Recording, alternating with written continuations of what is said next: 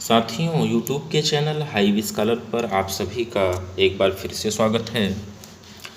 रोज की भांति आज भी हम जीके जीएस के 20 महत्वपूर्ण प्रश्नों को लेकर आपकी सेवा में उपस्थित हैं। और आइए देखते हैं आज की महत्वपूर्ण श्रृंखला का पहला प्रश्न। पहला प्रश्न है, यूनेस्को का मुख्यालय कहाँ है? ए विकल्प दिया हुआ है जर्मनी, बी दिया हुआ है स्विट्जरलैंड, सी दिया हुआ है पेरिस फ्रांस और डी दिया हुआ है रूस। तो इन चार विकल्पों में आप सही आंसर बताइएगा, यूनेस्को का मुख्यालय कहाँ है? तो यूनेस्को का मुख्यालय पेरिस फ्रांस में है, अतः हमारा सी विकल्प सही होगा। आगे बढ़ते हैं। दूसरा प्रश्न हमारे स्क्रीन पर आ चुका है।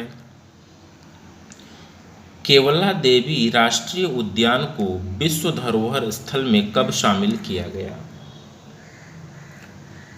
ए विकल्प है 1988, बी है 1888, सी है 1985 और डी है 1995। तो इसके सही उत्तर की अगर हम बात कहें तो 1985 इसका सही उत्तर होगा, अतः सी विकल्प सही होगा। केवला देवी राष्ट्रीय उद्यान 1985 में इसे जो है विश्व धरोहर स्थल में शामिल किया गया। यह जो है राजस्थान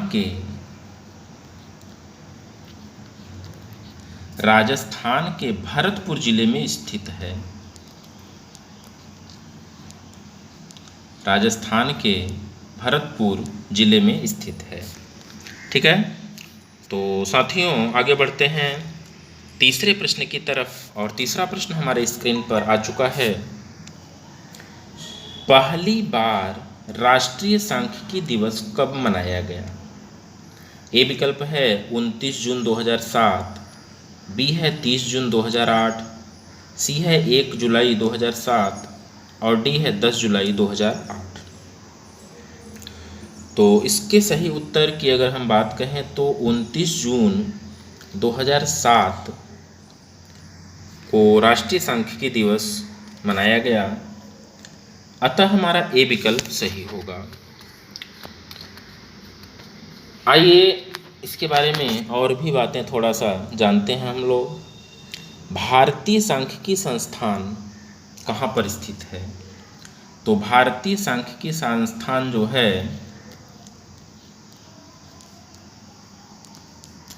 कोलकाता में स्थित है। भारतीय सांख्यिकी संस्थान जो है कोलकाता में स्थित है। आगे बढ़ते हैं चौथे प्रश्न की तरफ। और चौथा प्रश्न हमारे स्क्रीन पर आ चुका है।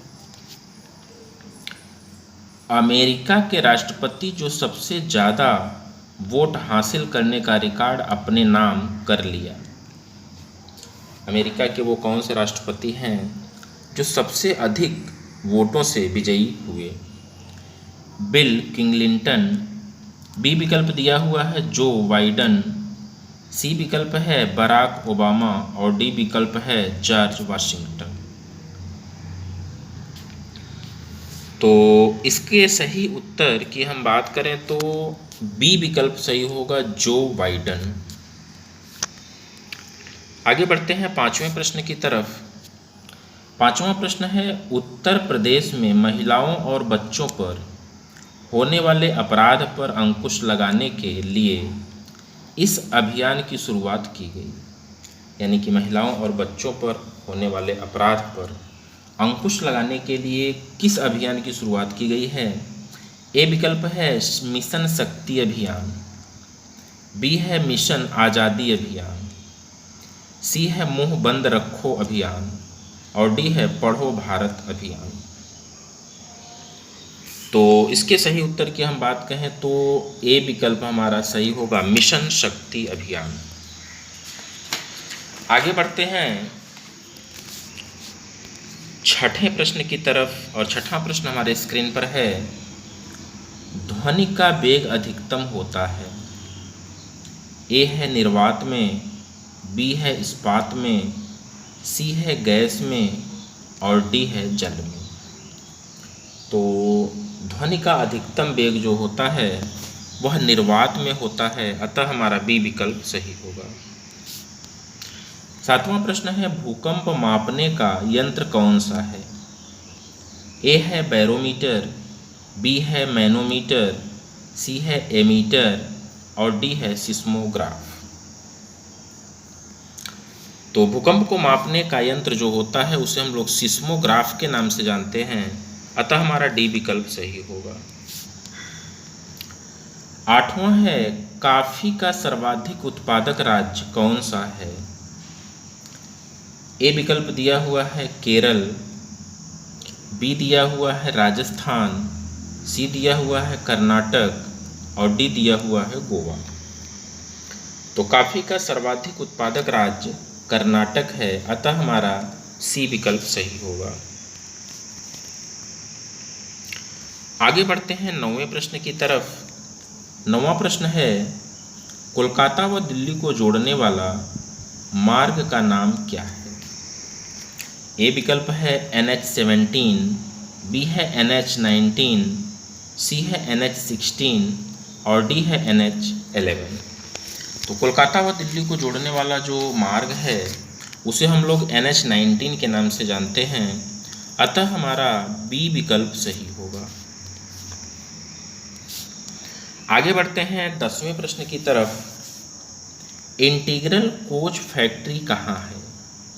ए है पेरम्बूर में, बी है वाराणसी में, सी है मेरठ में और डी है दिल्ली में। तो इंटीग्रल कोच फैक्ट्री की अगर बात कहें हम तो यह पेरम्बूर में स्थित है, अतः हमारा ए विकल्प सही होगा। आगे बढ़ते हैं 11वें प्रश्न की तरफ। 11वां प्रश्न है कौन सा तत्व विद्युत ऋणात्मक है? ए है क्लोरीन, बी है फ्लोरीन, सी है ब्रोमीन और डी है सभी। तो इसके सही उत्तर की बात कहें तो बी विकल्प हमारा सही होगा, फ्लोरीन। फ्लोरीन जो होता है वह विद्युत ऋणात्मक होता है। आगे बढ़ते हैं 12वें प्रश्न की तरफ और 12वां प्रश्न है उदासीन विलयन का पीएच मान कितना होता है? ए है 10.0, बी है 11, सी है 7.0, डी है 5.3। तो उदासीन विलयन का जो है पीएच मान 7.0 होता है, अतः हमारा सी विकल्प सही होगा। साथियों, पीएच मान पर हमने एक वीडियो बनाया है और उसे आप लोग प्ले स्टोर में जा कर के निश्चित रूप से देखिएगा। बहुत ही अच्छी जानकारी आपको वहाँ पर आपको मिलेगी और तमाम कई प्रकार के पदार्थों के पीएच मान वहाँ पर बताया गया है। आगे बढ़ते हैं 13वें प्रश्न की तरफ। ग्लूकोज का रासायनिक सूत्र क्या है? ए विकल्प दिया हुआ है C6H12O6, बी है C10H12O6, सी है C6H12O8 और डी है C2H12O2।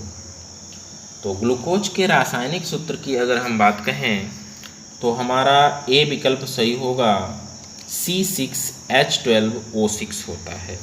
ठीक है, आप लोग इसे ध्यान में रखिएगा।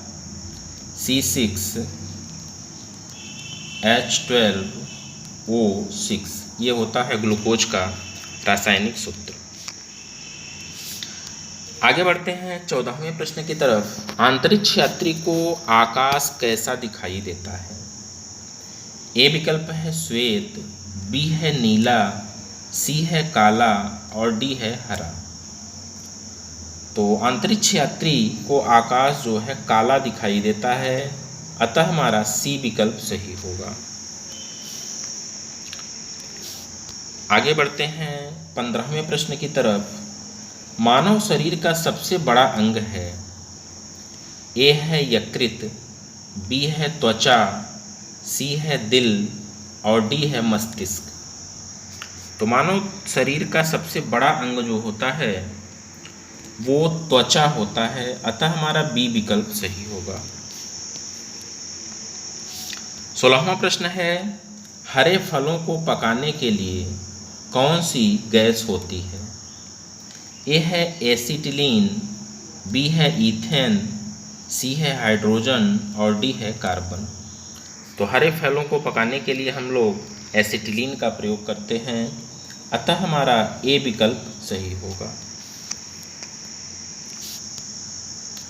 17वां प्रश्न है, भारत के किस आम चुनाव में पहली बार ईवीएम का प्रयोग किया गया है? ए विकल्प है 2020, बी है 2004, सी है 2016 और डी है 2010। तो भारत के किस आम चुनाव में पहली बार ईवीएम का प्रयोग किया गया? तो पहली बार सन 2004 में ईवीएम का प्रयोग किया गया। 18वां प्रश्न हमारे स्क्रीन पर आ चुका है, भारत की कौन सी पहली ट्रेन को झंडी दिखाकर रवाना किया गया था? कौन सी ऐसी पहली ट्रेन थी जिसे झंडी दिखाकर रवाना किया गया था? ए है हावड़ा से सियालदह, बी है बॉम्बे से ठाणे, सी है गया से पटना और डी है झांसी से ग्वालियर।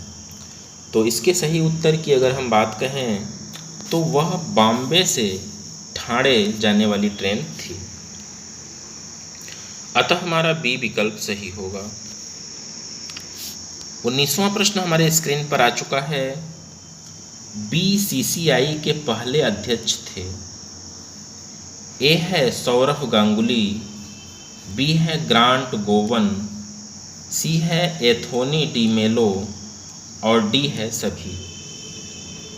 तो बीसीसीआई के पहले अध्यक्ष की बात कही जा रही है, तो इसके पहले अध्यक्ष थे ग्रांट गोवन, अतः हमारा बी विकल्प सही होगा। बीसीसीआई का पूरा नाम क्या होता है? तो भारतीय क्रिकेट कंट्रोल बोर्ड इसका पूरा नाम होता है, याद रखेंगे, भारतीय क्रिकेट कंट्रोल बोर्ड। आगे बढ़ते हैं 20वें और लास्ट प्रश्न की तरफ। आज के सेशन का अंतिम क्वेश्चन हमारे स्क्रीन पर है, 2018 का व्यास सम्मान पुरस्कार किसे दिया गया? ए विकल्प है लीलाधर जुगड़ी, बी विकल्प है सूर्यवाला, सी है पुष्पा भारती और डी है ज्ञान चतुर्वेदी। यहाँ पर सी होना चाहिए था। सी विकल्प है पुष्पा भारती, डी है ज्ञान चतुर्वेदी। तो इसके सही उत्तर की अगर हम बात कहें तो 2018 का व्यास सम्मान लीलाधर जुगड़ी को दिया गया था। अब देखिए, यह व्यास सम्मान जो है इसकी शुरुआत कब हुई थी? इसकी शुरुआत जो है 1991 ईस्वी में इसकी शुरुआत हुई थी। इस चीज़ को भी आप ध्यान में रखेंगे।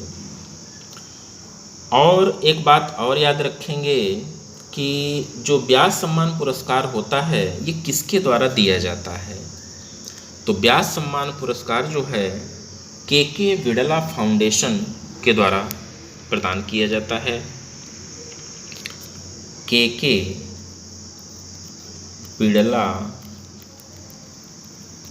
फाउंडेशन, के बिड़ला फाउंडेशन के द्वारा इसे दिया जाता है। तो साथियों, कैसे रहे प्रश्न हमें कमेंट के माध्यम से ज़रूर बताइएगा।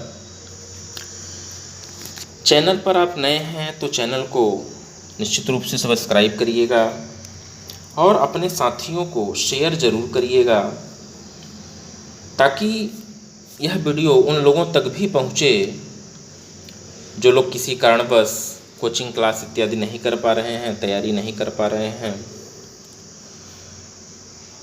और चैनल पर प्लेलिस्ट भी बनी हुई है करंट अफेयर्स की और CCC की, तो निश्चित रूप से वहाँ से भी आप अपनी तैयारी को और भी स्ट्रांग कर सकते हैं।